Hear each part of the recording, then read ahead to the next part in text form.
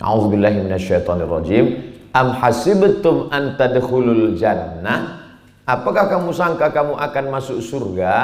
Apakah kamu sangka kamu akan kembali ke tempat asalmu yang dulu setelah jalan-jalan ini? Tempat perjalanan pertama alam rahim. Dari alam rahim mampir ke alam dunia. Habis dari alam dunia mampir ke alam barzah. Habis itu nanti baru timbang amal, lalu kemudian hisab, lalu kemudian titian siratal mustaqim, lalu kemudian balik lagi. Am hasibtum an tadkhulul jannah? Apakah kamu sangka kamu akan kembali ke tempat asal kamu seperti dulu sebelum kamu mengalami dua tes? Yang pertama, walamma ya'lamillahu alladzina jahadu. Tes yang pertama jihad.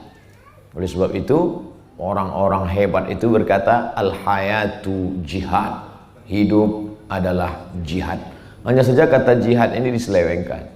Kalau kita tulis di Google itu jihad enter, pasti keluar Usamah bin Laden. Jihad teroris. Padahal jihad dari 3 huruf. Jim, ha, dal. Jihad artinya mengerahkan segenap kemampuan. Itulah jihad. Jadi waktu kami makan bertemu dengan sahabat kami dari Hidayatullah. Ikut ke atas atau tinggal di bawah? Ada Hidayatullah. Ada. Jadi saya baru pulang dari Sabah. Sampai di Sabah ketemu para jihad. Nama amalnya jihad. Nama orang yang berjihad itu mujahid. Nama amalnya Islam. Nama orang yang beramal itu muslim. Nama amalnya iman. Nama orang yang beramal itu mukmin.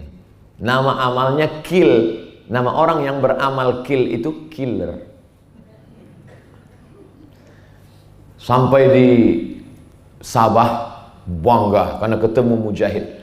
Ustaz Abdul Somad, kenalkan ini Haji Ien yang kemarin mendapatkan Nobel dari kerajaan Sabah, negeri Sabah. Beliau menjadi ma'al hijrah, tokoh hijrah tahun 1441 yang sudah mengabdikan ilmunya, yang sebelumnya muslim hanya 30%, sekarang 60% di negeri Sabah. Dan salah satu da'inya itu adalah orang Indonesia.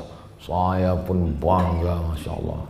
Orang Indonesia ternyata yang menjadi da'i. Rupanya dulu Buya Hamka datang ke sana. Ketika Buya Hamka datang ke sana, datanglah orang-orang terpandang di sana memberitahu Buya, di sini Muslim minoritas. Lalu kemudian bagaimana supaya Islam ini bangkit? Buya Hamka orangnya bijaksana. Buya Hamka tahu orang Sabah ini mazhabnya Syafi'i. Dia tidak membawa ustadz-ustadz Muhammadiyah.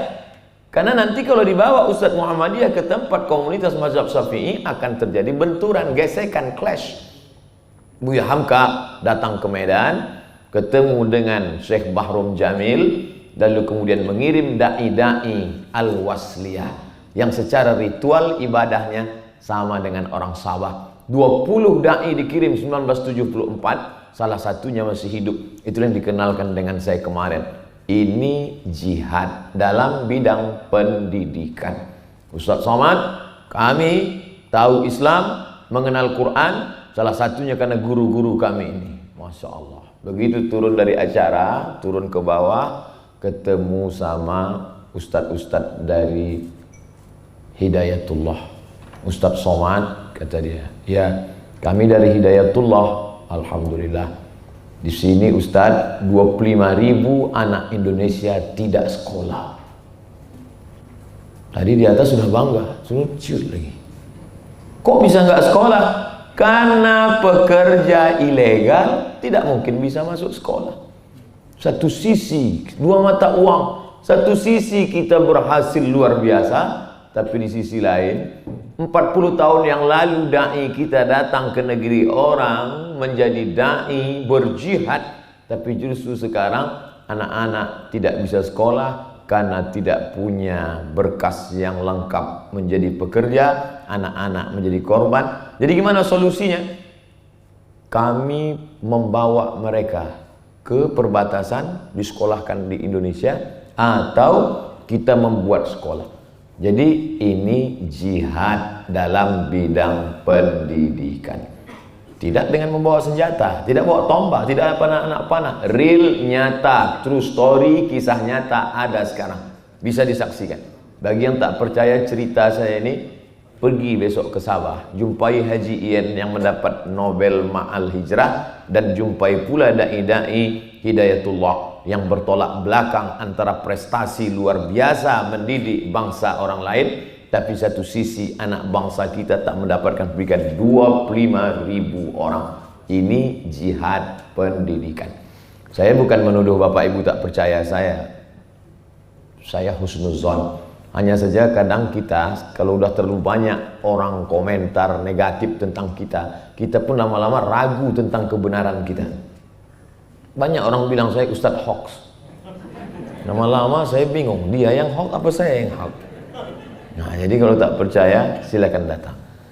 Ini jihad bidang pendidikan. Tidak dengan tombak, tidak dengan pedang, tidak dengan bom atom, tidak dengan senjata, tapi dalam bidang jihad pendidikan. Bagaimana pula jihad ceramah?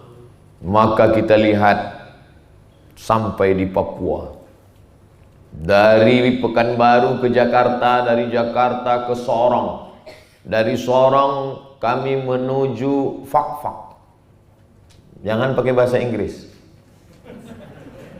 Sampai di Fakfak disambut oleh Ustadz Fadlan Garamatan.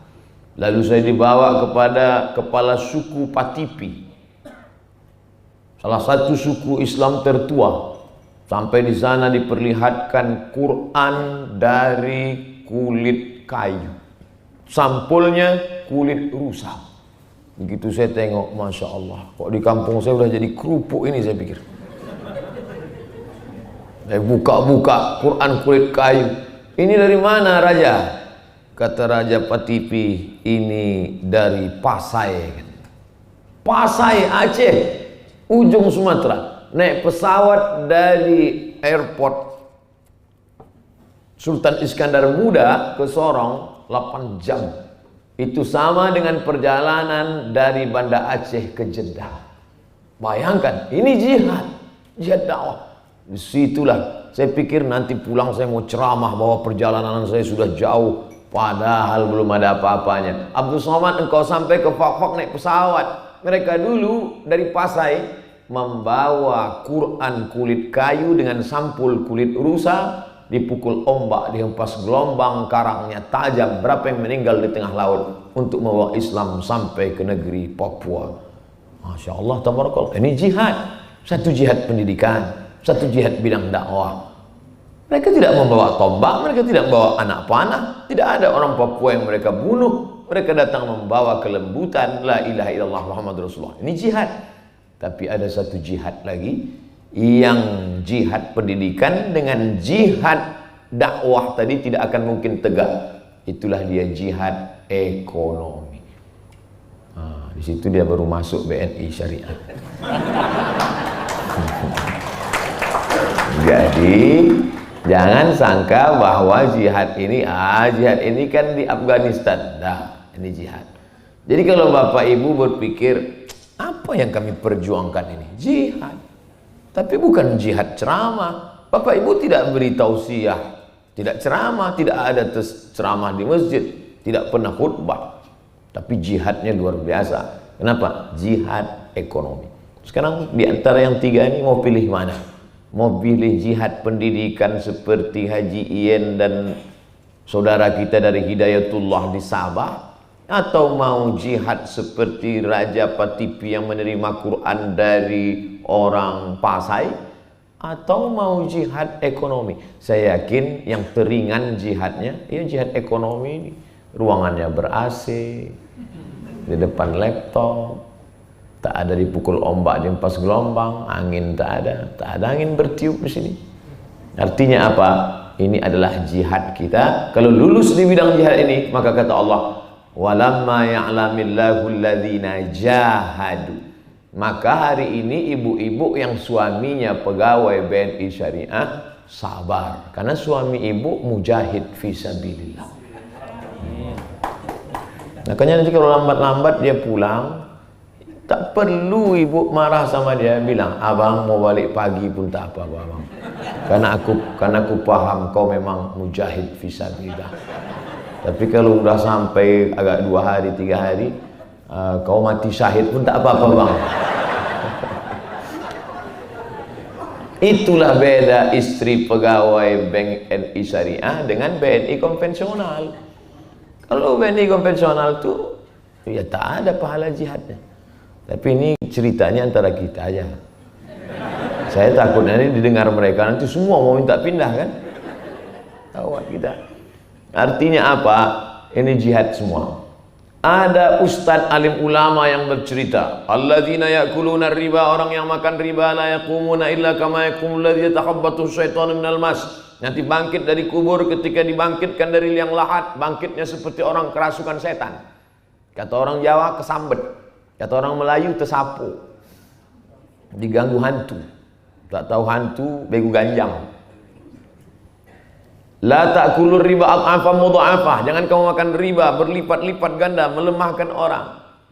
Orang yang duitnya hasil riba pergi ke Makkah, labbaik Allahumma labbaik. Kata malaikat, la labbaik wala sa'daik. Kau tak dapat haji mabrur, zaduka haram, karena kau berangkat dengan uang haram. Bolak-balik haji tak ada perubahan. Umrah setahun 2 kali tak ada perubahan. Heran saya tengok Pak Haji itu, Pak Ustaz. Bolak-balik dari Makkah tetap aja gitu. Dulu sebelum haji bercelana pendek, habis haji tak bercelana sama sekali. Tak ada efek ibadah sama dia gara-gara riba. Sedekah sana, sedekah sini, rupanya sedekah tak diterima Allah. Kenapa sedekahnya tak diterima Allah? Innallaha thayyibun, Allah Maha suci, la yaqbalu illa thayyiban. Allah tidak menerima kecuali yang suci-suci saja. Yang riba tak diterima Allah. Ayyuma lahmin nabata min haramin. Setiap daging di badan tumbuh dari yang haram. Sepiring nasi menjadi setetes darah. Setetes darah berubah menjadi darah daging. Setiap daging tumbuh dari yang haram, tempatnya neraka jahanam. Ustaz hanya berceramah begitu. Begitu Ustaz turun dari mimbar khutbah Jumat, jamaah pun datang. Saya takut dengan riba tadi Ustaz. Ya, bagus. Lalu kemana saya berpindah Pak Ustaz? Itulah belum nampak saya bang syariah lagi. Jadi Ustaz menyampaikan itu ibarat menendang bola. Ini bola ini harus dibagi kepada orang lain. Ini kita ini macam main sepak bola. Ada striker, penyerang, ada back, pemain bertahan, ada kiper. Kita jangan saling mengejek. Saya tak mau orang Bank NI Syariah, apa itu Ustaz Somad? Menceramah-ceramah aja. Coba ikut di sini. Kami yang menanggung di bank ini, sulit kami menghadapi masyarakat. Striker, penyerang tak boleh mengejek kiper. Dia bilang, kiper, majulah kalau berani. Enggak, kiper pun tak boleh ngejek penyerang. Kalian enak aja lari-lari sana. Coba tegak di sini, aku muak kali udah lama di sini. Kita dengan tugas kita masing-masing. Saya melalui ceramah, melalui tausiah, melalui khutbah. Bapak pegiatnya, ayam ini terus bekerja. Ini adalah jihad kita. Kita mati, masalah konvensional ini belum selesai. Jangan pernah berpikir bahwa sebelum saya pensiun, konvensional harus selesai. Oh, kalau gitu berpikirnya nanti kita bisa stres. Bisa gila sebelum masanya kita. Bisa mati muda kita. Buya Hamka meninggal masalah belum selesai. Imam Syafi'i meninggal masalah di Mesir tak selesai. Sahabat Nabi meninggal masalah di Madinah belum selesai. Kita tidak disuruh Allah menyelesaikan masalah, tapi kita akan ditanya apa usahamu dalam menyelesaikan masalah ini. Maka andai saya mati nanti menghadap Allah, masalah riba ini belum selesai, tapi insya Allah saya bisa menjawab. Hai Abdul Somad, apa yang sudah kau lakukan mengentaskan masalah riba? Ya Allah, aku memang tak faham betul tentang masalah riba ini, tapi paling tidak aku pernah duduk bersama mereka. Siapa itu? BNI Syariah. Menjadi jawaban kita di hadapan Allah ketika lidah tak lagi dapat berkata. Pada saat itu kita bisa menjawab dengan perbuatan, dengan action kita. Ustadz menerangkan halal, haram, makruh, mubah, sunat, rukun, syarat, sunat muakkad, wajib. Sedangkan pelaku pegawai eksekutor pelakunya langsung bersentuhan dengan masyarakat. Mereka inilah bempernya. Mereka ini kalau ada sesuatu ngadu ke ustaz. Tapi juga masyarakatnya harus dibuat mengerti. Sebab sekarang banyak masyarakat yang tidak paham tapi bicaranya seolah-olah sama aja bank syariah itu. Bedanya cuman pegawainya pakai jilbab, masuknya assalamualaikum. Sekejam-kejamnya ibu tiri, lebih kejam lagi bank syariah. Ini orang dhalla wa adalla, sesat dan menyesatkan. Kita ini proses menuju syariah.